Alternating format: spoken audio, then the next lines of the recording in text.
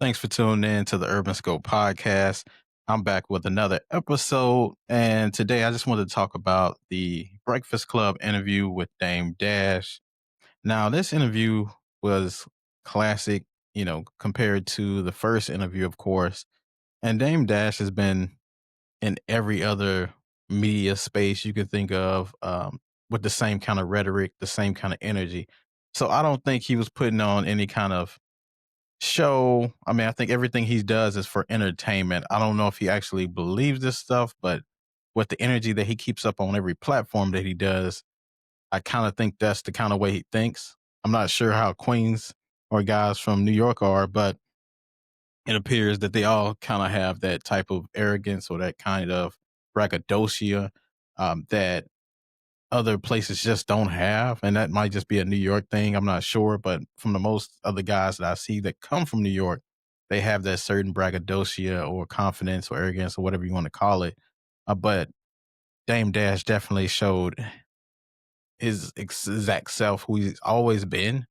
And if you listen to the Art of Dialogue interviews, which I think are very entertainment that he does, and he's in front of a pool and he's always in some kind of luxury place or something, you would never think he was going through the stuff that he's going through.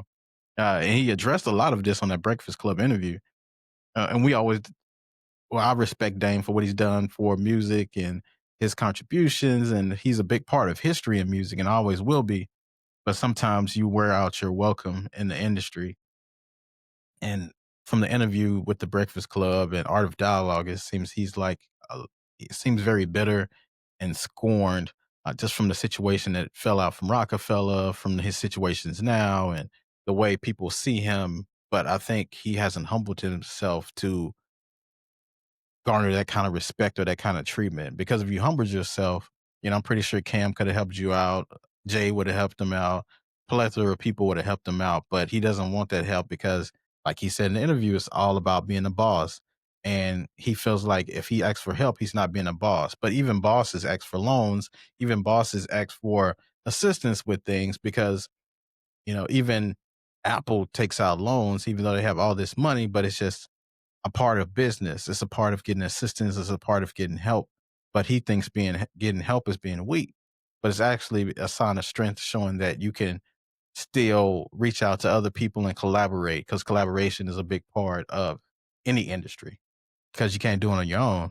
You need collaboration. But that was one of my biggest takeaways from the interview. I mean, he made a lot of insane statements and cringeworthy statements in the first interview as well, in the second interview, because like I talked about before, he's saying it's always about being a boss, but everybody has to start somewhere, and you can't always be a boss. And everyone wasn't made to be the boss, so I don't think you should frown on people who don't want to be the boss because somebody has to be the worker. Somebody has to make a business go. The boss doesn't necessarily does that. They just distribute the work. But the workers are essentially, or the proletariat, are the ones who are the backbone of the business or the company that actually helps it flourish. But Dame doesn't preach that side, and it can give people a false hope or a false sense of what America is, or a false sense of what the industry or what work is. Because you can't always go in trying to be the man. It reminds me of the episode of Martin when he had left the Colts and then he went to go find work, and he kept quitting on these jobs and said, Gina was like, "Why you keep quitting all these jobs?" And he said, "It's in my nature to be the man. But to lead, you first must follow." So Dame doesn't preach that aspect of it, which I think is a vital part of what he needs to teach to the people. Because before he was a leader, so to speak, he had to follow somebody. He wasn't always he wasn't a leader of his household growing up, I'm pretty sure. And he had to learn different things, and you had to learn skills and communication. So you can't just go off top wanting to be a leader all the time. But that's just my soapbox for that. But I think that the interview was good in a sense of getting kind of clarification about Dame. Because if you never seen the first interview from Breakfast Club and then you saw the second interview, you would think he was like just totally off his rocker, but he was the exact same as the first one. Now he might be still off his rocker, just because of his mindset and what he believes, opposed to what reality actually is.